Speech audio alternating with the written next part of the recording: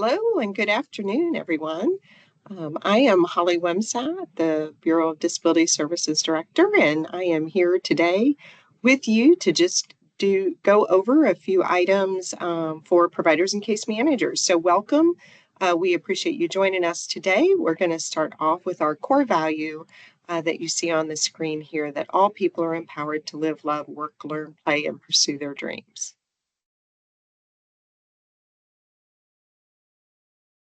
And here we are with the Provider and Case Manager webinar. I will say we are trying a new, or using a new format today. So I'm not sure if it looks a little different for you, but it looks a little different to us. So forgive me if there's a few extra pauses while I wait to adjust to the new format. Next slide, please. All right. Before we get started, we want to make sure that if you need or want to use live captions, that you know how to do that.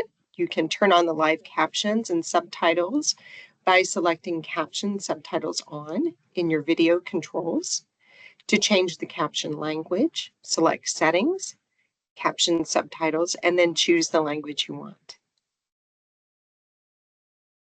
If you have a question, select the Q&A on the right side of your screen. Type your question in the compose box and then select Send.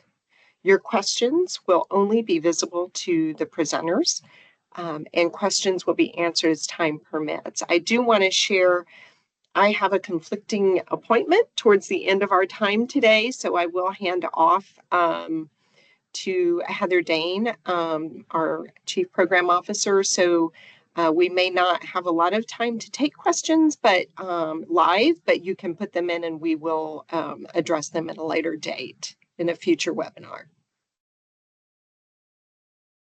Our agenda for today is an update for all providers and case managers included in that providers category. Updates for the health and wellness and traumatic brain injury waiver providers, updates for the community integration and habilitation family support waiver providers. We'll go through some of the questions we received in the December webinar. And as usual, we will ask for any feedback or suggestions for future webinar topics.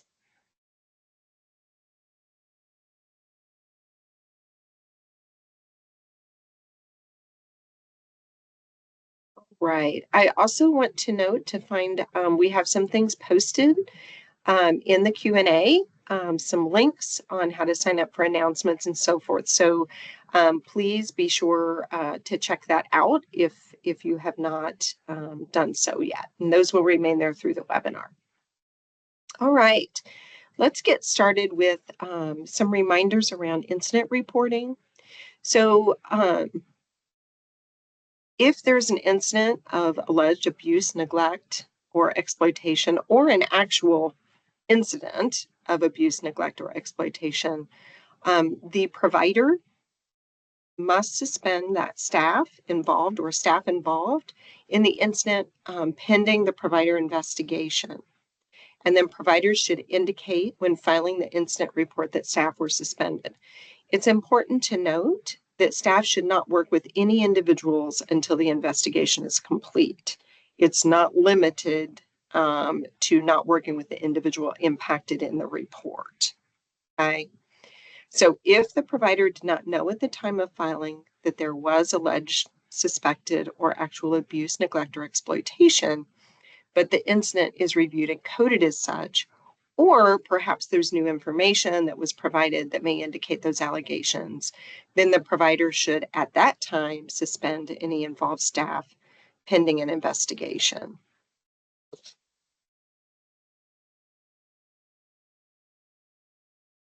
So a little bit about the settings rule and some reminders there. We know that it can be difficult to balance an individual's right to choose with ensuring their health and safety in some situations. It is important, though, that providers and case managers trusted with supporting home and community-based services waiver participants meet the BEADS provider standards established in 460 IAC 6 and relevant Medicaid, state, and federal regulations.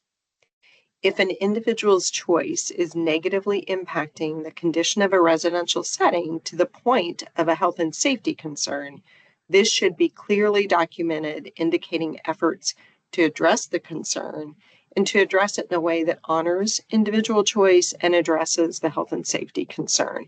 We know that can be difficult, and that's why we have support teams that work with individuals, is to help mediate or remediate those types of issues. So we ask that those teams work on those things, right? Again, honoring an individual's choice while also ensuring the health and safety. These concerns, when they exist, should be discussed in individualized support team meetings to ensure a coordinated and collective effort to ensure the health and safety of all individuals.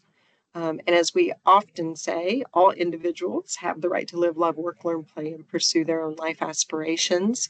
But it really is our responsibility as a service delivery system to ensure that we're equipping individuals to live their good lives by providing the supports necessary to empower them toward their good lives. And that includes ensuring homes remain compliant with the Home and Community-Based Services Settings Rule, and that those settings also protect an individual's health and safety. And we'll talk a little bit more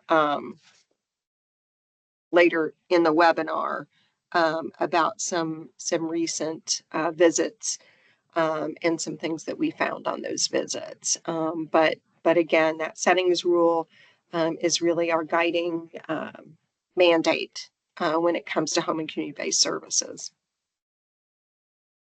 All right, so some provider updates on the health and wellness and TBI waivers.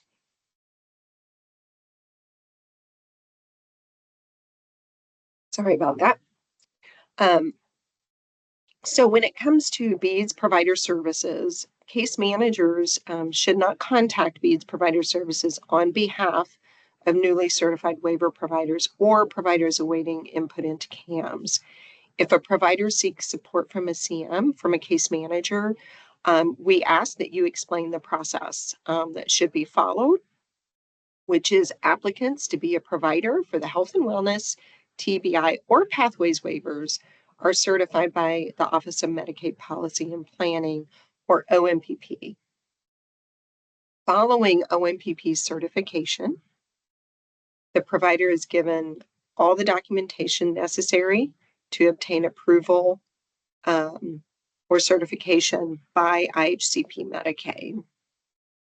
Now, once IHCP Medicaid approval is obtained, the Office of Medicaid Policy and Planning, or OMPP, is notified and then provides weekly notice to BEADS, BEADS Provider Services specifically, along with all information required to enter the new provider into CAMS and to ensure placement on the pick list that is in CAMS. New providers are entered into CAMS in the order they're received, and times may vary on when that occurs based on the volume received. We are having a bit of a growing issue with case managers contacting provider services on behalf of providers. So we really ask that you share what the process is with them, with the providers, so that they know how that process works.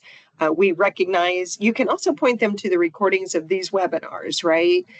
Because we have talked about in these webinars a few times about what that process looks like for providers in the process of becoming providers for the health and wellness, TBI, and pathways waivers. So feel free to point new providers or providers that are looking to become providers to the resources online as well. If BEADS requires additional information to complete the input of that provider or a provider, we will reach out directly to the provider to get that additional information or additional documentation. Otherwise, no additional steps would be necessary to be taken by the provider. I do want to note there may be a delay between when a new provider receives notification from IHCP/Medicaid of their approval and when this information is received by from OMPP to BEADS. Again, we are notified at BEADS weekly of the previous week's approvals, and then those approved providers are placed in the queue for us to get entered into CAMS. Repeated inquiries typically will just cause a delay in completing the required processes. So again, if a provider believes they're not on the PIC list within 30 days from the date of the IHCP approval, providers can send an electronic inquiry to BEADS Provider Services at fssa.in.gov, and then we'll respond to that. Our team will respond to that within 5 business days.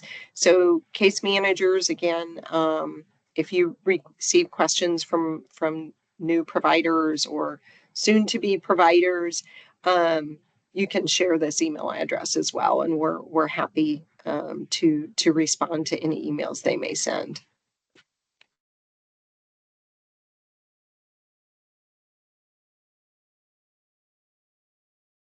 Okay, so want to talk a little bit about the structured family caregiving level of service assessments.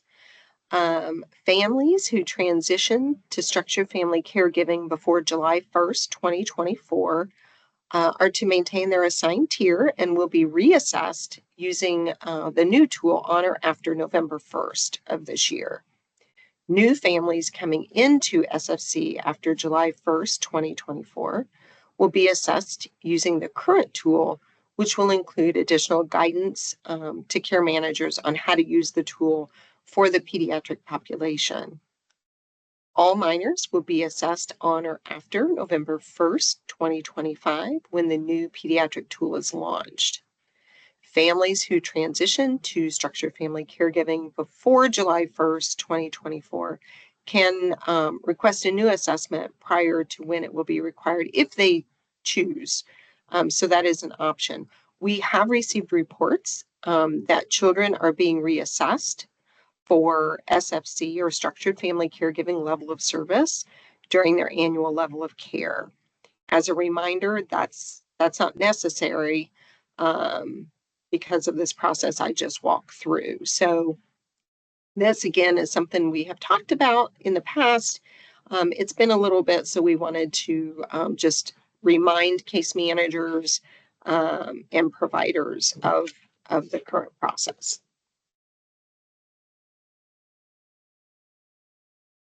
Right. Service plan reviews. So I want to spend a little bit of time talking about service plan reviews on the health and wellness and TBI waivers. And really talk about how to reduce the need for requests for information. So in order to do that, because we know no one likes getting requests for more information and we don't like sending them. So to avoid, or in an effort to avoid those requests for information, please ensure as a case manager that you are uploading a detailed schedule of all supports, both informal and formal, that will assist the reviewer's ability to render a decision. This includes who provides what and when. To prevent those requests for information, the documentation must provide enough detail to explain the need for the hours being requested.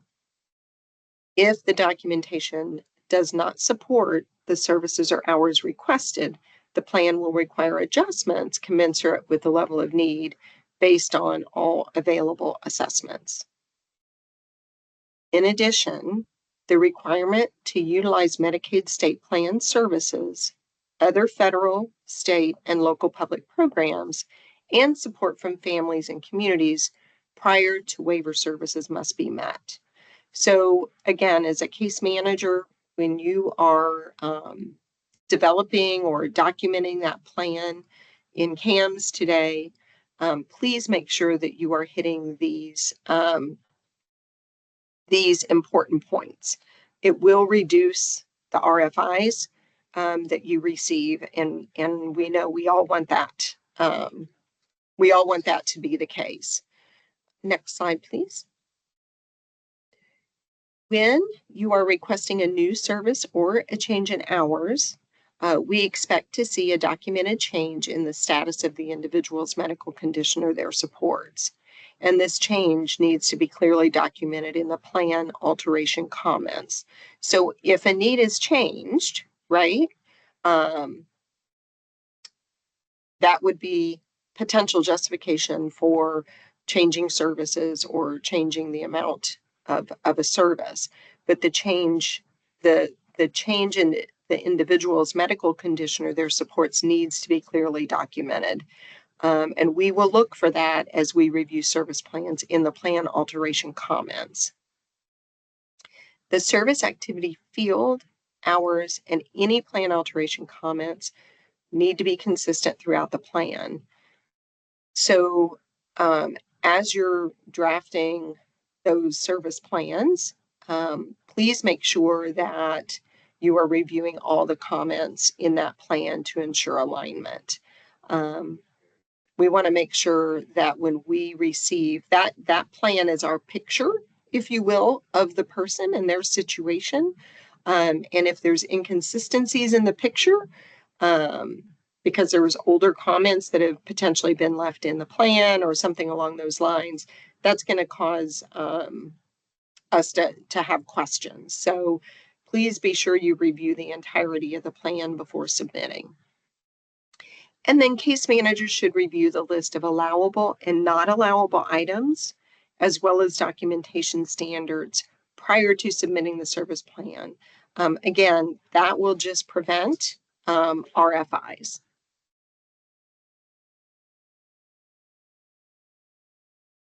So let's talk a little bit about Medicaid prior authorization home health. If a referral for home health has been rejected by at least 3 home health agencies in the previous 12 months, the service plan may include attendant care services to meet the individual's unmet personal care needs. The case manager should work with the individual and family to identify the individual's unmet personal care needs and request an appropriate amount of attendant care hours on the service plan. There is an expectation that the individual or family assisted by the case manager as needed will reach out to home health agencies on an annual basis. So in looking for home health agencies to provide services, staffing changes, availability changes, providers change in terms of leadership and that sort of thing. So, having looked for PA services 2 years ago, we need that to be more current, right? Because a lot can change in a period of time. So, again, we will look to that to happen on at least an annual basis. And then for each rejection or potential rejection from a home health agency, the case manager must enter the following information into a case note and include date of case note in the plan alteration comment box. And when I talk about case note, I mean in CAMS today. That information includes the agency name, the agency contact name, the date the agency was contacted, the date the agency rejected the referral, and the reason for rejection. Having said all of that, it's important to remember that the goal of seeking services through Medicaid PA or state plan services is to ensure individuals have access to the appropriate resources, right?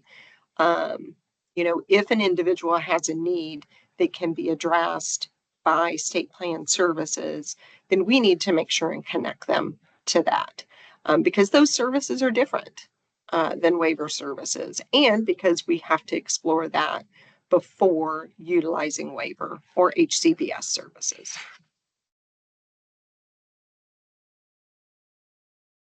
Okay, going to jump to the next topic, which is the Level of Care Assessment Representative, or LCAR update. Again, we have talked about this before. Effective July 1st, there will be one entity that completes nursing facility level of care assessments for those seeking nursing facility placement or home and community-based services via the health and wellness, traumatic brain injury, or pathways waivers. That will be the assessment, nursing facility assessment, when someone is seeking waiver services, as well as the annual reassessments when someone is already receiving waiver services through the health and wellness and traumatic brain injury and pathways waivers. The nursing facility level of care assessment tool for adults isn't changing. It continues to be assessed utilizing the Inter-I home care tool, which is what is used today. Effective July 1st of this year, which is, gosh, not that far away, we will see implementation of new tools from the Inter-I suite of tools to appropriately assess nursing facility level of care for youth. This includes the Inter-I PEDS home care tool and the early years tool. So more information and training and all that will be provided on those tools for youth. But we're excited to share that implementation of the level of care assessment representative will begin July 1st. Case managers will still be providing case management, so no worries there. But the level of care assessment will be done by that statewide vendor. So more to come on that as July approaches. All right. Now we have some updates for providers and case managers of the Community Integration, Habilitation, and Family Supports Waiver. And this harkens back to the settings rule that I mentioned a little while ago when we were talking about balancing that balance of honoring an individual's rights to choose and health and safety. So a little bit of background for those of you who may not have an awareness. The Office of Inspector General recently, or OIG, recently completed a series of visits to homes of individuals receiving residential services through the CIH waiver, as well as that rendering provider's office. And when I say the rendering provider, I mean the rendering provider of those residential services. So these visits indicated some problematic issues specific to homes where residential home services were provided or are being provided. As a result, we are reminding providers and case managers of the requirement to ensure appropriate oversight of residential settings, including maintenance of required documentation, ensuring that all physical environments protect the health and safety of all individuals, and ensuring that all employee and agency documentation is compliant with requirements in 460 IAC. So we're going to walk through some of the observations. And while this information is a result of visits made to homes where residential HAB was provided through the CIH waiver, I would just note that this is important information for all of us to hear, right, and to be aware of. And I would add that when OIG completed their visits, they did not visit family homes. So these were homes where individuals owned, leased, rented the homes, but there was a residential provider and it was outside of the family home. The first thing we want to talk a little bit about is the physical environments. So residential providers are responsible for ensuring that all residential settings maintain the health and safety of all individuals. Residential settings, of course, are expected to meet all regulatory guidelines, including compliance with 460 IAC, Medicaid, local and state building codes, and at all times be able to pass a monitoring checklist. The monitoring checklist that case managers do, while we talk about residential providers' responsibility, case managers also need to make sure when you're doing those monitoring checklists, right, that if you see something, say something, right? So some of the things that were observed were some areas of noncompliance of the physical condition of the home that included, but were not limited to, interior surfaces with peeling, chipped, or cracked paint, significant issues with cleanliness involving ceilings, walls, and floors, homes lacking required fire extinguishers and smoke alarms, wheelchair ramps in disrepair or with barriers preventing exit in case of an emergency. As an example there, we had on one of the visits, the home had a deck on the back, and it had a small number of stairs, maybe 4 stairs down off the deck to exit the deck. The grill had been moved to a spot where it unintentionally, but certainly made access to the stairs off of the deck, and you couldn't access them well, right? If you were very tiny, maybe you could, smidgen through there, but that's not accessible. So some of it is just being mindful, right? When we're in the homes. Some of the other things that were observed were fire hazards, significant damage in some of the homes, and there was a visit to 30 homes, 30 different settings. Significant damage, including broken windows, flooring that had been torn or pulled up in certain spots, appliances in disrepair. And then there were also some instances of residential settings being out of compliance with the settings rule. So these are a few of the things. They varied in the degree. So one home may have had, some maintenance that needed to be done. It needed a new paint job, so to speak. It had some, paint that hadn't been addressed in quite some time, and there was some chipping. Other situations were more egregious, and we are addressing those, but the variance was pretty broad in what was seen. So next slide.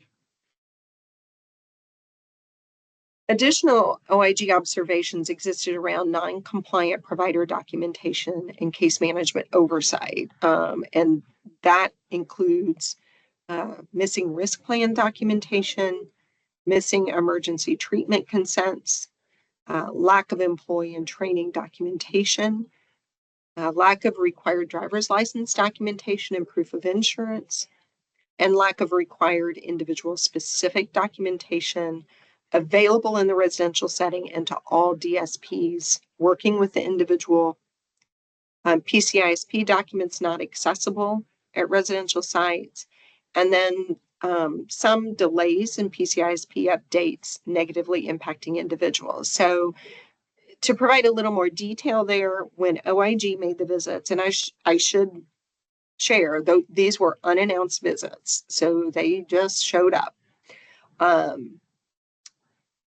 at the individual's home. There was a trend in the beginning of the visits of the DSP staff not having access to risk plans, PCISPs, training, or staff not being able to provide documentation of their driver's license, that sort of thing. Some of that we received after OIG's visit, the provider said, no, we have that. And they provided it afterwards, but some of those things, like the emergency treatment consent and the risk plans and the PCISP, those need to be accessible by the staff working with the individual in the home. So they were here for a little over a month, OIG was, and they saw those things pretty consistently in the beginning of their visits, and we immediately started talking about it in these meetings. And by the end of their visits, they had already seen improvement with providers making sure that those things were, providers and case managers making sure those PCISPs were accessible in the home, and the risk plans and that sort of thing. So we appreciate that response, to our prompts, and we appreciate the response of the provider community. But just know that we need that to continue. I also want to note that we, as I mentioned, we are taking some additional steps as a result of these visits. Some of those were immediate based on observations by OIG, but we are also looking at our policies and procedures and our practices to see what we may need to change to support increased monitoring and guidance for providers and case managers around some of these issues that were identified. So look for some potential discussions in the future about some modifications so that we can better support the monitoring of the services being provided. All right. Want to talk a little bit about service plan utilization as well. So, and service plan is used kind of generically here. So let me say that. As case managers and providers, we ask that you work together to ensure that services are appropriately reflected on the service plan, PCISP, PCSP, and stay within, in the case of the PCISP, within an individual's allocation. When a request is made to move units, the case manager should request utilization from the provider. And providers should provide case managers an accurate and up-to-date utilization report to avoid overutilization. So we just need to make sure that if we're looking at ensuring that PCISP is accurate in terms of what's being provided, and if there's a need to move units, we just want to make sure that there's an awareness of utilization before any units are moved from one area to another. So just a reminder on that. That's nothing new, but just a little reminder. All right, career exploration and planning. So in July of last year, we began offering a new service, career exploration and planning for individuals on the family support and the CIH waivers. We're really excited about this new service because it supports our efforts toward ensuring all individuals have the opportunity to engage in competitive integrated employment. So this is one step towards that goal. Career exploration and planning is a targeted service designed to help an individual make an informed choice about whether they wish to pursue competitive integrated employment. That includes self-employment. It may include obtaining information to kind of as a myth buster around competitive integrated employment. It might be to identify a career path. But career exploration planning can offer all those things. Next slide. The service itself is really ideal for individuals newly transitioning from school or school-based services when they're not sure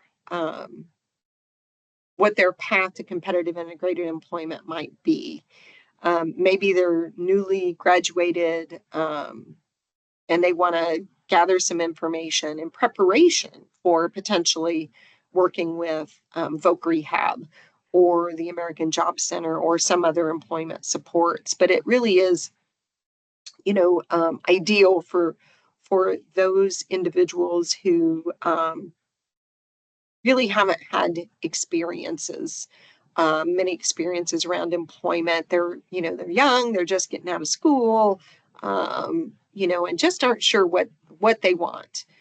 This service, career exploration and planning, can be provided on an individual basis or in groups. That really depends on what the individual chooses, whether they are most comfortable with that as an individual service, or if they'd rather be part of a group. The groups are limited to 4 persons per group, and we really look for the groups to be formed around people who have the same interests, right? So if there is a group provision of career exploration and planning, we would expect that the up to 4 individuals in that group would have similar interests and similar ideas of what they think they want to pursue. This service is provided in community settings. Now, there is some time limit to career exploration and planning. It is limited to 20 hours monthly for no more than 6 months in any 12-month period. This really is intended to be a pretty intensive service where individuals are really supported in digging into what they might like to do in terms of a career path, and where they see themselves, or exploring what their options are with competitive integrated employment. And it can be kind of a precursor to a VR referral. It doesn't have to be. I want to be clear about that. People can go straight to Voc Rehab, absolutely. But this can help people kind of explore what it is they're interested in, and what their potential next steps might be when it comes to the world of work. All right. Another reminder. So, provider attestation. So this is part of our BEADS portal, as you know. A provider system administrator must log into the BEADS portal and confirm the provider profile information at a minimum of every 90 days. So we are near the end of the final quarter. Oh, no, I think that's older. So we still have some providers that have yet to complete a provider attestation. So please make sure as a provider that you are doing that. The provider profile information should always be updated anytime there's a change in the provider profile. So if you have a change in leadership at your provider, or contact person at your provider, we need you to go in and make that change. But we also need you to review your provider profile at least every 90 days and attest that it is current. This, as we've talked about before, this is tied to the choice list. And we want to make sure that individuals and families are getting the most updated current information when they are looking for a provider of services. And you, as a provider, have the ability and the power to ensure that your information is current. And the attestation, the provider profile updates is how you do that. If you need assistance in completing the provider attestation, there is information in the BEADS portal resource section under the user guides tab. Right. Next, you may know that we just had waiver amendments for the health and wellness, traumatic brain injury, and pathways waivers that closed public comment last week. And we now have the family support waiver, the community integration and habilitation waiver renewals that are out for public comment, as well as the 1915B4 waiver fee for service selective contracting program. So that 1915B4 is what allows us to contract for case management services on the family support and the CIH waivers. So those are all three out for public comment. I will note additionally, there is the final report from an independent assessment of the 1915B4 that is posted along with these renewals. And it has some really great information in it. It is an independent assessment, again, of the 1915B4, essentially the implementation of the case management model that we have on the family support and CIH waivers today. So as you look at those renewals, I would encourage you to take a look at the independent assessment of that B4 as well. It's got some really good information in it. And we're very pleased with the report. It identifies a lot of strengths, a lot of positive outcomes, as well as some potential areas for growth. So we invite you, it is posted with those items so that you can see that information as well. We have 3 webinars that we are doing to, much like we did with the amendments that just came out of public comment, where we talk about what is public comment, why is it important, how do you do it, and then what is in the amendments, right? Like what are the substantive things or substantive items in the amendments, or in this case, in the renewals. We are doing these on January 30th at 10 o'clock. They're all virtual. February 13th at 1 o'clock, and then February 17th at noon. And then we will post a recording of those as well.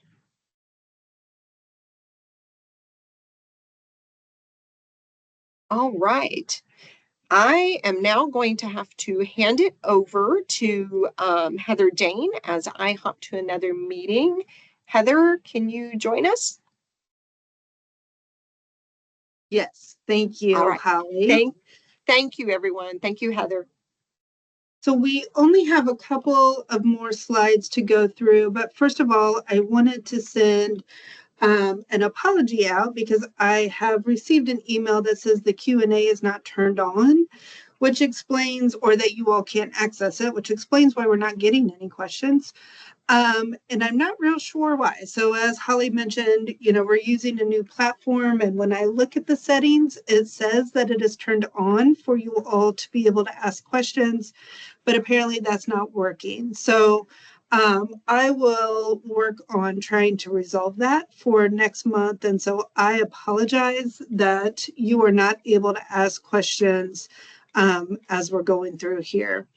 So we wanted to spend just a couple of minutes going over some of the questions we received in December, which really wasn't very many, but just wanted to highlight a couple of those. So for the first question that we got, it said that it was brought up that documents are now password protected from the BEADS portal.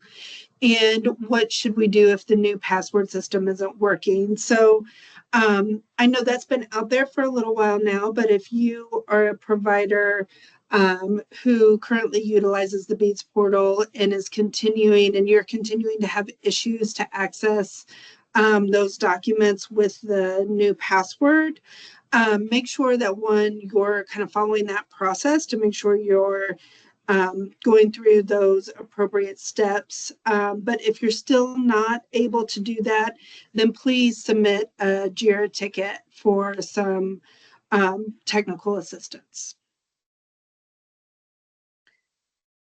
And then the next one says, will health and wellness case managers be able to advocate for certain features that are available in CAMS but may not be available in the BEADS portal? So this was in regards to last month, we announced that we were merging systems, and that the health and wellness and TBI waivers will now be managed within the BEADS portal on July 1. And so as we are working through that process, we are working closely with our partners at Division of Aging, really to ensure that all those necessary functionalities that you may be utilizing through CAMS is maintained within the BEADS portal. And so I think you may be pleasantly surprised when you get in the BEADS portal of the amount of access that you will have and the ease of use as compared to CAMS. And but we are really working to make sure that, all the data migration happens seamlessly, and that anything that you need as case managers to ensure, those health and wellness and TBI waivers and services can continue without any disruption, or that are added as you move through the following months and years within the BEADS portal, that none of those functionalities are lost. So we'll make sure to provide plenty of trainings and documentations prior to the implementation. So you'll have the opportunity to really become familiar with the portal before that happens on July 1. And then lastly, it says, will there be more provider and case manager webinars scheduled? So, at the end of last month, we were still scheduling these because we knew we would have to use a new platform. And so if you saw the announcement because you're on here and listening, so that's great. But we went ahead and scheduled them for the first quarter. So there's January, February, and March are already scheduled, and we'll continue to schedule them monthly. So just watch for announcements that, as we kind of get to the end of this quarter, we'll go ahead and schedule for the next quarter as well. So as always, we share this this slide asking for any kind of information or topic ideas that you would like to have as a provider case manager within BEADS waiver services, so health and wellness, TBI, CIH, and FSW. So please always feel free to share those ideas or topics that you would like to hear more about, because we're always looking for information that is meaningful to you and that will help you along your journey as a provider case manager. So you can share those at our BEADS Provider Services email, which is bdsproviderservices@fssa.in.gov. And so with that, want to thank you guys for joining us this afternoon. Again, I apologize that the Q&A was not available to you. So we will do some investigating and figure out why that is, and make sure that those are available to you next time. In the meantime, if you have specific incidences or questions or concerns, please feel free to email BEADS Help. And it's bds.help@fssa.in.gov, and we'll get back to you with an answer. So thank you all so much, and enjoy the rest of your day.